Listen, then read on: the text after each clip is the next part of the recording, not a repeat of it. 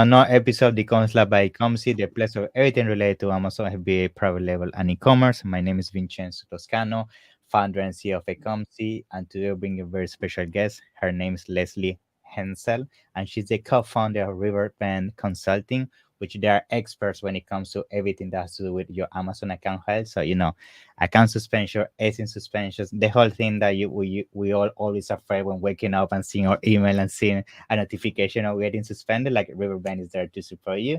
And that's why I wanted to bring today Leslie to talk around this topic because I know every single day there are new policies, new changes, things that you need to be aware as a seller.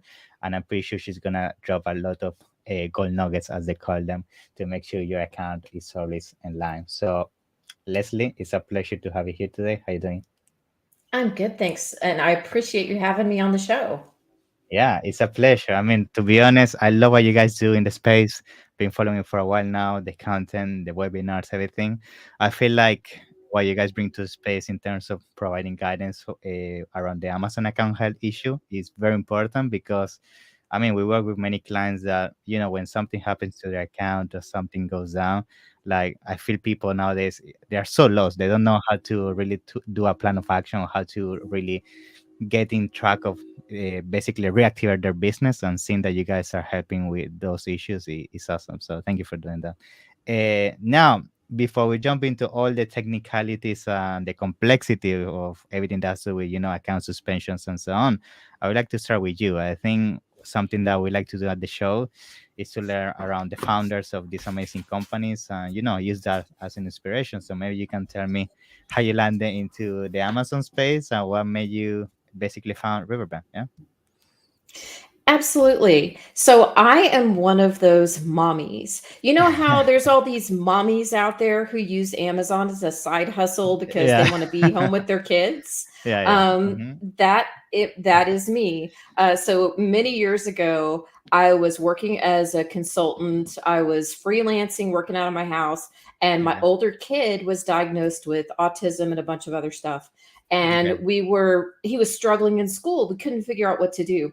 We decided to homeschool him. But when you homeschool and you're doing a bunch of therapy, it's super expensive. So I couldn't just quit working because our Hmm. expenses just went through the roof. My Yeah. husband's working full time. So I started doing an FBA on the side back in the day where you're like doing all retail arbitrage, Wow. right? And so I would go at night. My husband would work during the day. He'd be home at night with the kids. I'm outsourcing products on the weekend. As a family, we pack and ship. And that is Wow. how we That's hustle. afforded therapy for my kid who now is a junior in college and doing just Wow. great. So it was so worth it, and that was my introduction to the Amazon world. So it also just goes to know you never know where your side hustle is going to take Hmm. you. Yeah, I mean, that's an amazing story. First of all, I want to congratulate you for what you have achieved. So nice story for sure. And I think, yeah, when it comes to, the Amazon space, I feel most of us, the majority, land on the space because we want to do something on the side. We are struggling and we want to create another income. But then the beauty of the Amazon space is like, it's not just about selling, it's about also helping our sellers, creating a service solution to, support our businesses grow. And that's what you did with Riverbend. So maybe tell us a little bit about why you decide to do like everything that is the most difficult thing on Amazon, like dealing with account suspension, agents. I mean, that's like the worst part of Amazon, and it's so stressful. Even myself, when I wake up and I see those messages from my client, I still get like panic. So tell us what made you actually focus on this area, which is at the same time so important to support Amazon sellers. Keep going. Yeah. And you're right, it is the part of Amazon no one wants to deal with. Yeah. You have to really be able to handle stress and not internalize it, stay Mm, calm for the client. We are like half service provider and half therapist. That, hey, we're going to get through that's this good. together, y'all. Yeah. Um, so really it's because my background prior to doing anything in Amazon was consulting work. I wrote the Ah, equivalent of plans of okay. action back then. I I helped see. people write business plans, did a Okay. lot of old school work in that area. So then when you start meeting people out at events, you start, say they start saying, I've got this problem. And this Mhm. was back before there were agencies like us helping out. And one of the people that I met along the way that I got reinstated was a guy named Joe Zalta, and he was panicked because his account Mm, was down. He had used another service provider who hadn't gotten him reinstated. He was referred wow, to me.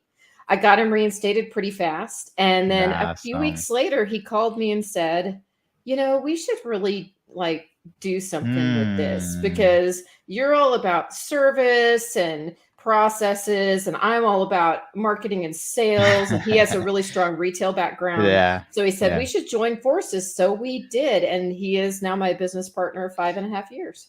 Wow, what a journey. Thank you for sharing that. Yeah, I think, I mean, that's the beauty of the space. Sometimes by having to deal yourself with the issues, that's when you discover that there's actually need in the market to offer the service. I'm happy to see that you guys did that with Riverbend. Now, let's start jumping to what everybody's looking for to get out of this episode, which is, the knowledge around, how we navigate these issues. And I think, first of all, maybe we can start with a very simple question like, what are the latest things you have seen in the space? Maybe what are the most common suspensions you have seen? And then we can use that as a kickstart to go further. Yeah. So the number one question I have for sellers right now is, what is your account health rating? So Mm-hmm. we all saw for many years, Amazon created that new scorecard that's on the Yeah. middle of the account health page. And it Yeah. had that bar that was the red. It was not really Yeah. red though. It's like pink, I the, know. Mm-hmm. the red, yellow, and green. And it would say Mm-hmm. healthy or not healthy. And Yeah. it said beta. And it was in Mm. beta for long enough for people to I like get know. married, fall in love, have Crazy. children, get pets, go on Mm-hmm. vacations. I mean, it was in beta for years. Yeah. So last fall, they suddenly took it out of beta. And by now, almost everyone has been rolled out an account health rating, which is a score from 0 to 1,000. The Mm-hmm. crazy thing about this scale is 0 to 200 is bad, I and know. I know. 200 to 1,000 is okay. I mean, who Like comes everybody. up with this? Yeah. Like everybody's okay, pretty much. Yeah. But yeah, you would think though it would be somewhere like in the middle, like 500 Mm-hmm. and down is not good and 500 and up is great, but no, it's 200. That 200 to 1,000 is based on volume. So a lot of that is about Um. how much you do in sales. That is a great improvement because in the past Amazon would do a lot of ASIN suspension based on whole numbers Yeah. instead of based on gosh, this is a super high volume product. Obviously you're going to have some imperfect orders and cranky buyers, right? and Mm-hmm. and you don't take down the ASIN for that. So that is a positive. The negative is I think a lot of people don't really understand this score, and Amazon hasn't done a great job of explaining. So I can tell you what we have seen within your account when you click on each of those areas under the score. So it has like IP violations, it has like used, sold as new, condition stuff, inauthentic. When you Mm-hmm. click on those, it will actually tell you how much impact that violation has on your account. Yeah. So if something says critical, Yeah. do not leave it even I know. for a day. We had an account last week. This really shocked me. Mm. And as y'all can imagine, we see a Yeah. lot of things, Yeah, so I it can takes a imagine lot to every shock single me. day. Yeah. um, we had an account last week. This I would consider fairly high volume account Okay. was taken down by two critical violations. Uh, Wow. and they have 2,100 SKUs in their catalog. Wow. So to be taken down by two That's crazy. ASINs that were critical violations is shocking to me. They were both intellectual property. Um, a super important thing for everyone to know is that in the past, the suspected intellectual property, okay, let's admit it, we all ignored them and blew them off, right? Because Yeah, I nothing know. ever happened. And Yeah, yeah. unless you had a bunch of that inventory sitting and you needed to sell it, you would just be like, forget Yeah. about it. Forget about Um, it. those count against you now. And so each of these violations that's in that scorecard kind of adds up and it subtracts from your score. And if you Mm-hmm. are under 200, they say, you've got to work with us and fix this, or we're going to suspend your account. Um, Okay. now, that sounds kind of friendly ish, but there's still the enforcement. The enforcement is still really uneven. So Okay. sometimes you get that warning and then all of a sudden you're suspended. Like they Yeah, don't they don't really give you give you time. time. Yeah, yeah. I And then see. other times it drags on. We've had people come in who have hundreds of violations that we don't even understand how they were still alive. Yeah. And in their cases, we've appealed ASIN after ASIN after ASIN, and it's dragged out for months. And as long as we keep working on it, they haven't been taken down, which to me, I mean, if I were the investigator, I would have taken them Yeah. down. Yeah, I know. You see, you see the whole picture. It's always the case on Amazon. I mean, there's always unfair things that you see. Sometimes your competitor doing that video, you get suspended, or vice versa. And it is what it is, right? It's difficult sometimes to make a playing ground for everybody, but yeah, I have seen the same from our clients as well. Now, with this feature, now that you mentioned, something interesting that I also saw is that they added this call action. You can call somebody, right? So basically, try to solve this issue. So just to add some, explanation to everybody listening here, how have you found actually this being useful? Because I have some clients that they have used this, and they get an answer on one call, they get another answer on another call, they get so it's not really proper support as they're picturing. So what have you seen as well? So, y'all, what he's referring to is there's a button in the top right and it says call us and it's account Yeah, health that's services. right. Yeah, yeah. And because they are tangentially part of seller performance, so they're not the actual seller performance investigators, but they Okay. are people who help with account health issues. And so you think, oh, well, cool, they're on that team. They know Yeah, yeah. stuff. They can help Hmm. me. It's a lot I it's a know. lot like seller support. So seller support, tell me if I'm wrong. 20% of the guys handling cases like know what they're doing. And then Hmm. 20% of them give you information that will actually get your account taken down. Yeah, And the wrong remaining advice. right, Yeah, bad advice. And then the remaining 60%, it's just like a loop and nothing ever happens and you never get anywhere, right? I mean, in that kind of ballpark how things yeah. are. I agree with you. I agree. So Yeah. account health, same thing.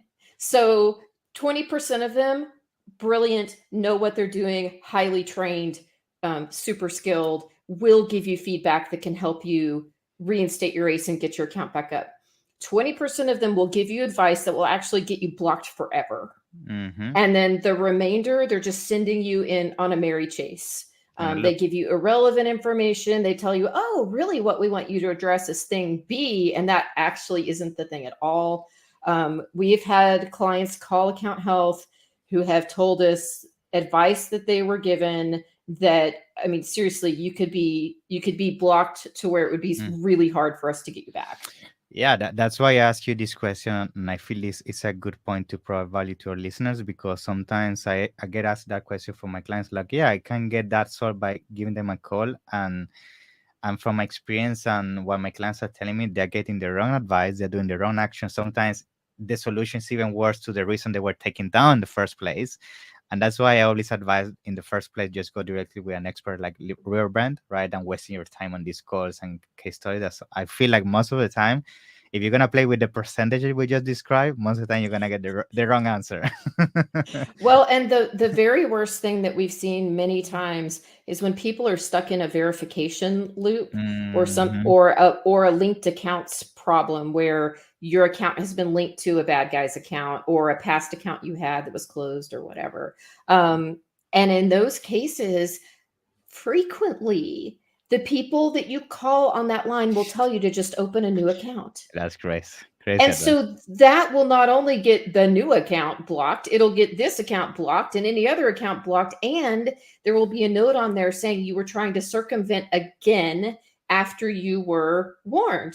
And circumvention is so Amazon is a land of second chances. They Hmm. love to give second, even third, fourth, fifth chances. If you're Hmm. honest, if you're an honest broker, if you're really trying to fix problems, even if you make mistakes, screw up, bad products, you can live with, you can get through that. You cannot get through lying to them and getting caught, and you cannot get through circumventing their rules. So they're literally telling you like the one thing you should never do, and to do it, it scares me to death. And then we I have to know. talk our clients out of it, right? I We have to be know. like, no, no, no. I know it's concerning, and I think that's why it's good that we touch this point. But because just to bring this to a table, so we can close this topic, is like the same. Some clients are getting ASINs taken down, and the advice they're getting, they're given is that create another product with the same information, everything, a new ASIN and everything. Is you're replicating the same issue again over and over. It's like, oh my god. But anyway, it is what it is, right? Now, let's jump into another question that I get quite often, and this more like a prevention questions. Like people want to know what are the things like the most common mistakes people must be doing right now to get suspended and how they can avoid them. So maybe you can give us some insights around that as well. Absolutely. So there is a suspension type that has come back from the dead, and it Mhm. relates exactly to this question. Okay. So, way back when I started doing appeals, like 8, 9, 10 years ago, most of them were for inauthentic. And that meant that a buyer complained that what they received was not an authentic product. It didn't match Hmm. the detail page for some reason, whatever. It's not Hmm. authentic.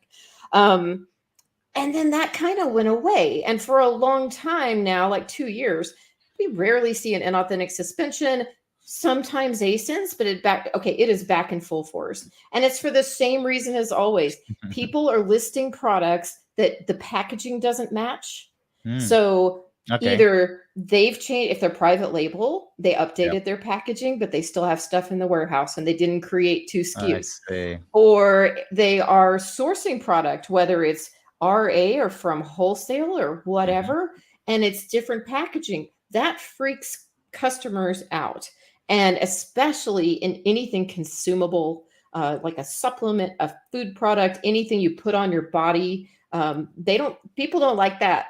So that's a really big one, is packaging not matching. And I know a lot of your people are private label.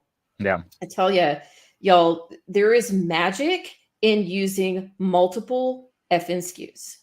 I see. So if you have a new run of your product and you're updating the packaging and you're shipping stuff in because your plan is, well, as soon as, we'll sell out of the old SKU and they'll Yeah, start the old selling the new version. SKU.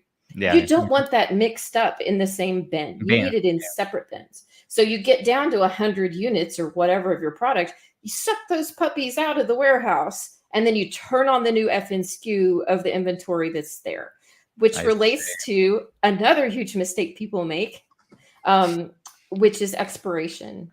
So, Okay. and I'll tell you why. It's usually not your fault. It's usually Amazon's fault. Oh, So, interesting. yes, but you can't tell them that. Yeah, they're So perfect. Amazon FBA warehouses are supposed to be FIFO, first in, first out. First item in the warehouse is supposed to be the first unit sold. Oh, that's a lie. We all know it's a lie. It doesn't work that way. That would be great.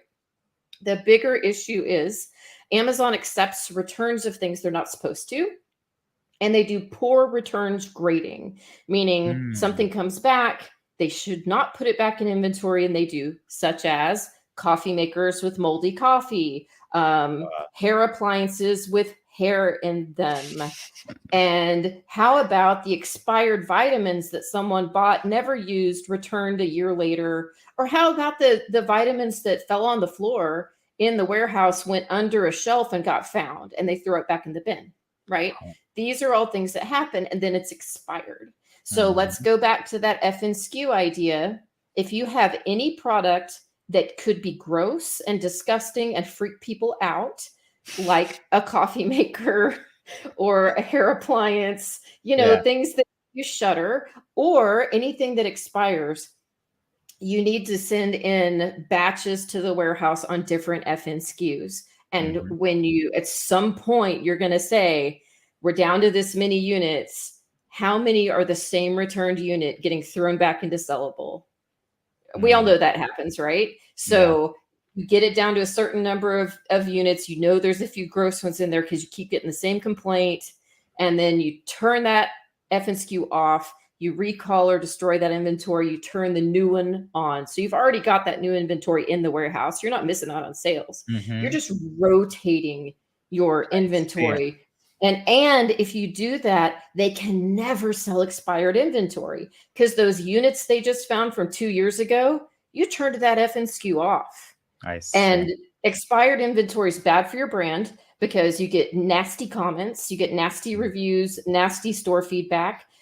You get threats from Amazon. They almost consider it to be like fraud when you're selling expired units. There's all kinds of bad things that happen. And if you're a manufacturer of those things, private label manufacturer, the FDA can get notified if it's a Mm. repetitive issue. So the rotating F and SKU is like my favorite ever strategy, and it solves Wow. so many of these annoying FBA issues. Very good strategy. Yeah, I've never heard of that. So yeah, very good. I'm gonna actually start implementing that myself as well. And now, going back to the first type of suspension, just to ask you another extra question here. I know you mentioned that, let's say we bring a updated version of the product, like better packaging, a small modification. Do we need to ask for permission to Amazon about this? Because I know there's some comments also going around that if you change somehow the product, it should be considered a new async altogether. So could you actually get suspended for that if you change the product too much, like you made the packaging too different, or you add like an extra pen or an accessory and you call it the same async? Because I have gotten that question as well. Yeah. This is a really tough one, and a lot of it is about your risk tolerance. Now, I'll tell you, I have not seen an account suspended Okay. for changing this information. I have seen ASINs go down for it. So I'll tell you what the rule is, and then I'll tell you what reality is that most people actually do. Yeah. So the rule is if you completely change the branding on Yeah. something, like it was, so I'm looking at your goldfish. It was like goldfish fins, and then you changed it to goldfish shark fins. Well, obviously Yeah. that's a completely different brand, right? So if you do that, you are supposed to completely change the ASIN. Now, what most people do, because it's really not realistic. I mean, it doesn't even make sense. If it's the same fundamental product, Yeah. it actually hurts Amazon as well as the brand to Mm-hmm. give up all of your reviews and your BSR and everything else. What most people do is slow walk the changes. So they will gradually change the listing detail page over time. Now, actually getting the brand name changed is really tough. And sometimes that you need some extra help for that. So we've actually done appeals to certain people at Amazon and said, here's why we need to change it. Please don't penalize us. You'll see that the UPC's matched, yada, Mm-hmm. yada. So that can be rough. But as far as like packaging, usually if you slow walk those changes, Amazon doesn't notice or care, as long as you're not doing something they would consider truly manipulative. I see. Very good. Very good.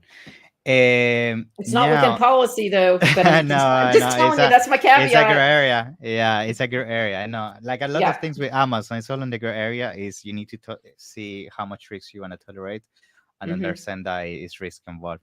Now, to start concluding, I think another thing that I want to bring to the table is like how people react when they get a suspension or an ASIN taken down, because I see a lot of mistakes when it comes to this. Like people start replying back with emotional messages, so they get mad, or they start sending screenshot that doesn't even relate to the issue. They don't really build a plan of action. And I think I want to use this opportunity because I know you guys are expert at this. Like, what can be some high level like strategy when it comes when you get a suspension or an ASIN taken down or some issue with your account? Like, how you should react? Like, do you advise like um I mean, what is typical plan of action you would advise, or how quickly you should reply and all of that, so we can give some tactical advice if possible. Yeah. So the first thing is to stop and do nothing. Okay. Because if you just immediately respond, it will not be the right answer. I promise it Mm, won't. Also, you're either mad or scared or freaked I see. out. And so that emotional response you're going to It's give, bad. Yeah. it your first shot is already blown, and it takes longer and longer for you to get responses as the things go on. So don't do that. Number two is don't ask Amazon questions. I know. I have So, seen that. so I see, I know you're laughing because you're like, Yeah. oh, that has been the Yeah. bane of my existence. Yeah. Because we have clients who come to us that all their responses to Amazon have been, where are you seeing this? Yeah. Where are you They want the getting this answer. data? Yeah. Why Yeah. do you think this happened? No, Amazon expects you to know how your business is running, including all of these things that you really can't see. Mm-hmm. But you got to figure it out. So Don't respond with questions because they'll just roll their eyes and send you back the you need a new plan of action. Blah, blah, blah, blah, blah. Number three is you need to do a data dive in your account. Okay. And there's so much there. I know you can't see what Amazon sees, but there's still voice of the customer, seller feedback. There's the reviews for your products if you sell products. There's even reviews for products that aren't yours that you can look Mm. through and see Yeah. if there's a some kind of a warning sign. There's your returns. There's comments with returns. There's return rates for certain things that might be outsized. There's a lot of data to go through to really parse and figure out the issue. Because I'll tell you what you don't want to do. You don't want to give Amazon a plan of action based on your feelings, not on data, and get reinstated and then have them take down the same ASIN or account again for the same thing. Because you can come back from that. I'm not saying you can't. You can come back from that for anything except reviews abuse and platform Yeah. manipulation. Those are Mhm. two strikes, you're out. Anything else that's not like fraud, you can come back, but they will even say, we looked back and saw you didn't implement your plan of action or something along those lines. I And it see. takes a lot longer. So if the first time it took you a week to get reinstated, the second time it'll take you a month. Mm-hmm. So you've got to Yeah. really look at the data. You have to believe the data, which means, okay, I know there are bad buyers and there are mean people and all these things, but you have to go in and admit some stuff because most of the time it's not a black hat that made this happen to you. Yeah. 5% of the time, maybe. The rest of the time, you screwed up. You A could have mistake. done Yeah. better. Yeah. There are even things like that ASIN or the FNSKU rotation we were talking about earlier. You're not a bad seller if you don't do Yeah. that. But are Yeah. you a better seller if you do it? Yes, if you're selling a consumable. Yeah. So there are things like that where you don't have to admit you were evil or something. You Yeah. just It's have to like say, this is it's how we're doing it better. yeah. So yeah, you have to be proactive, apologetic in your stance. Don't lie. And That's a good. Sometimes they lie. You make things up to make Amazon happy. They can find us. So that's a big one as well. yeah, you really. I mean, there is something in there. There is a way to Yeah. Yeah. find fault, and Yeah. there's a Yeah. way to admit it without saying, "I Uh, deserve this." yeah. You I'm a know, bad person. you don't have to do that. You just have to say that we could have done this part so much better, and this is how we're going to do it better in the future. Keep it short, to the point. Use bullet points, Mm-hmm. and yeah, and then actually go do the stuff you tell them they're going to do. Important. Uh, Yeah.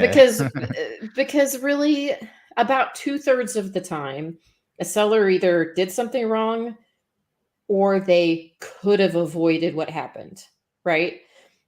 One third of the time there's bad enforcement, black hat, there's all kinds of stuff that happens, but two-thirds of the time seller could have done better. Why wouldn't you want to do better? And so my final thought on this is when you write this plan of action, Mhm. think about your bottom line because probably the stuff that made your ASIN get suspended is costing you money because you have a high returns rate. Anything that gets sent back, you are eating the fees. You're Yeah. eating the pick and pack and the shipping fees and everything else when you ship that inventory and you're eating all of that. You have Mm. just a couple of ASINs with high return rates. Your profitability is zero. Mhm. So don't think of this only as like a punishment. Think of it as, you know what? I need to be making more money and this is keeping me from making money. Try and flip it on its head of an opportunity to improve. I know that sounds like something I would say to my 15-year-old son, and it is. Yeah. This is a learning experience, honey. That bad grade on that essay, Yeah. but it's true. Everything is an opportunity to do better. That's amazing advice. Yeah, I think we're gonna use that to close it here. I mean, I appreciate all the advice and all the tactics you share with us today. I think this is a topic that, people get very emotional and that's why sometimes we do these mistakes. But at the end of the day, if you stay calm and you know where you did a mistake and you reach out to real events so they can help you with all the plan of action, everything, I'm pretty sure you're gonna get running back in no time. So, and actually, I want to use this opportunity now. So, if you can tell us more about how people can find you and what is your contact information, so when those bad days happens, they can come to you crying, and I know you're gonna take care of them and make sure everything is fixed. Absolutely. So you can find us at riverbendconsulting.com. And what's exciting about our website, you can fill out a form, or we Hmm. have a phone number and we answer the phone and we talk to people, which these Awesome. days that's not super Difficult. common.